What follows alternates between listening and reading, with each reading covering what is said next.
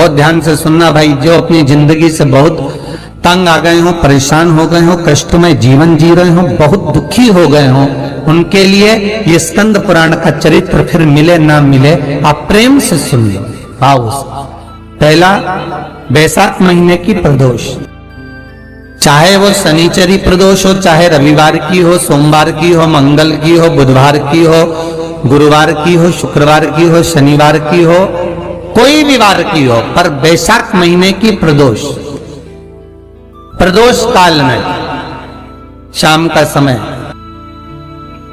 सूर्य डूब रहा हो, बस डूबा ही हो, और उस समय पर सूर्य के डूबन के तुरंत बाद बाबा को धतूरे के साथ में बेलपत्री ना चढ़ाते हुए बेलपत्री के वृक्ष के 7 कांटे बाबा के शिवलिंग पर समर्पित करे जाते हैं महाराज, अपनी जिंदगी में अड़चनों को हटाने के लिए।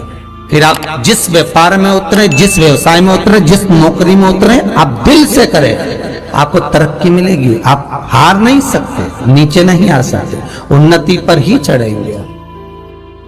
एक वैशाख मास की प्रदोष, दूसरा शिवरात्रि के दिन मध्याह्न का समय महाराज,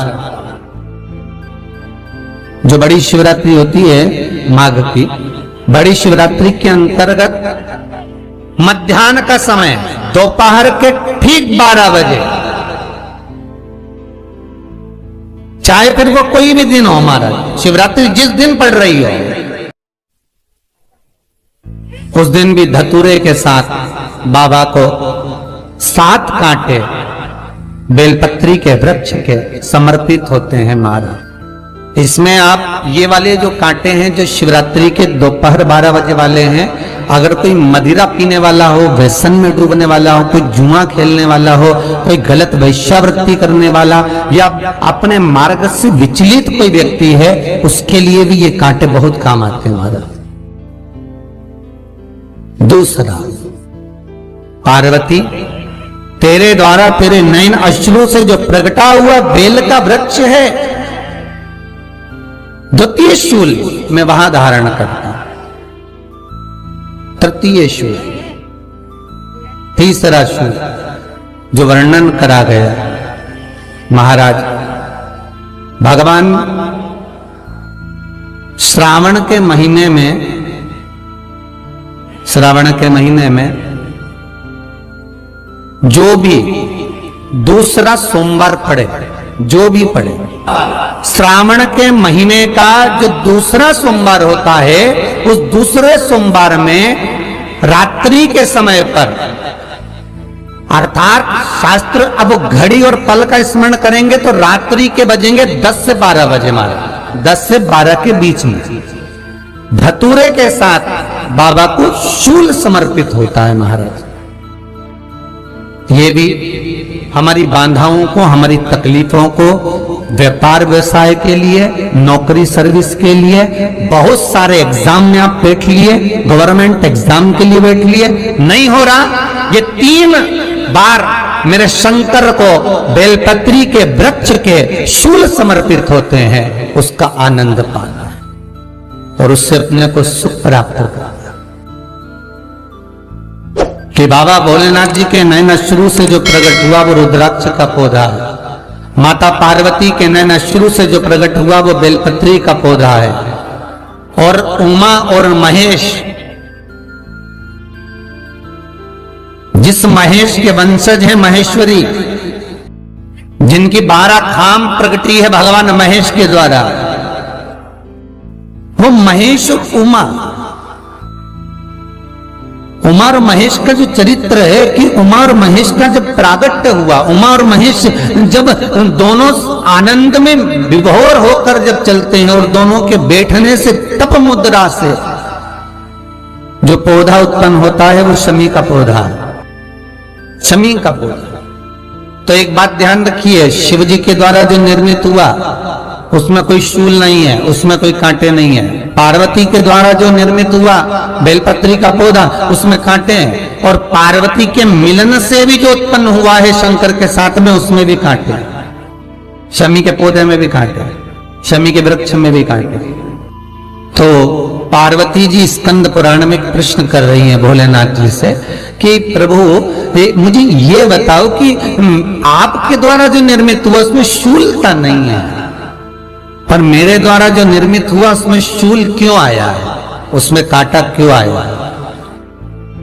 थोड़ा सा माताओं, मेरी जीजियों, आपको थोड़ा बुरा तो लगेगा इस प्रसंग को सुनकर, पर लग जाए, पर आज कथा निकली है तो सुन लो, है कि शिवजी जिस रुद्राक्ष को उत्पन्न कर रहे हैं उसमें शूलता नहीं है,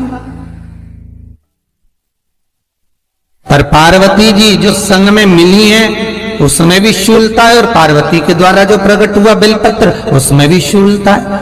तो भगवान महादेव बोलते हैं, पार्वती मैं तुझे कुछ कहूं और कहने पर तुझे तेरे हृदय में कोई बात चुभे, शूल लगे तो मुझे ठीक नहीं लगेगा। नहीं नहीं नहीं, आप कहिए प्रभु, मैं सुनने के लिए तैयार हूं, आप तो बोलो कि कारण क्या है। भगवान कहते हैं, पार्वती बस अंतर इतना है, नारी का जो स्वभाव होता है, स्त्री का जो स्वभाव होता है, उसके हृदय में छोटी छोटी बात के शूल बहुत होते हैं।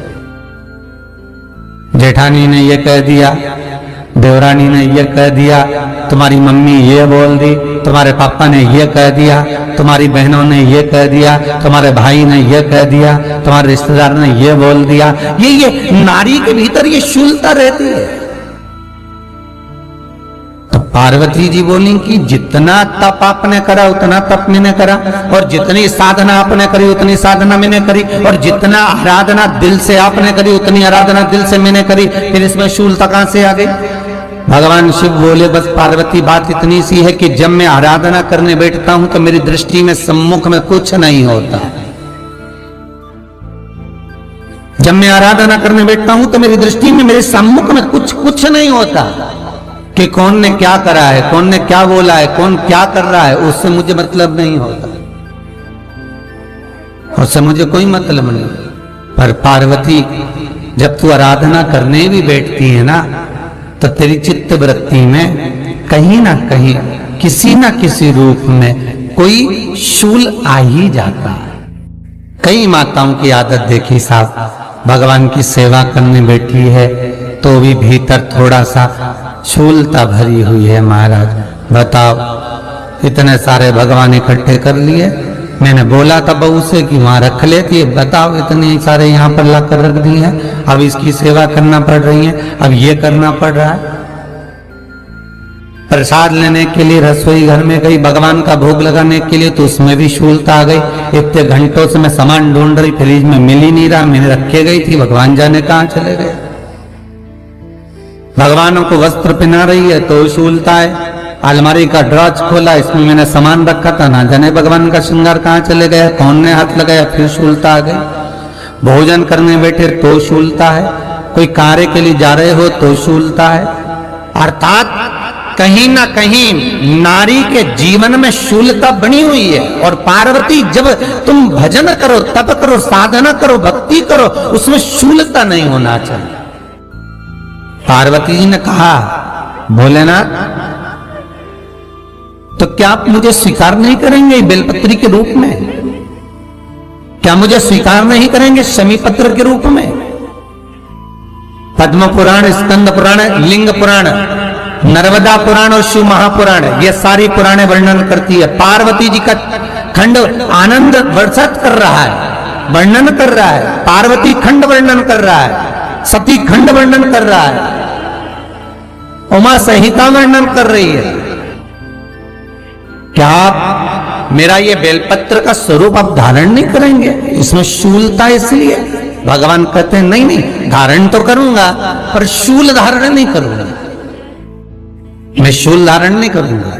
मतलब बेलपत्री में जो कांटे लगे रहते हैं बेलपत्री की, उस डाली के अंदर जो कांटे शूल रहते हैं, भगवान शिव वो धारण नहीं करते। आप उस बेलपत्री को आप बड़े प्रेम से, आनंद से पत्ते को निकाल लीजिए, तोड़ लीजिए, उतार लीजिए और फिर भगवान को वो प्रेम से समर्पित करो तो भगवान स्वीकार करना। पर भोलेनाथ ये बेलपत्री का जो वृक्ष है मेरे नयन अश्रु से उत्पन्न हुआ है, मेरे द्वारा उत्पन्न हुआ है, फिर तो इन कांटों की कोई महत्वता ही नहीं है, इन शूल की कोई महत्वता नहीं है। पार्वती केवल 3 दिन ऐसे रहेंगे, 3 बार ऐसे रहेंगे, 3 तिथियां ऐसी रहेंगी, 3 समय ऐसा रहेगा जिस समय पर तेरे द्वारा निर्मित शूल को भी शिव धारण करेगा और जगत का कल्याण करेगा।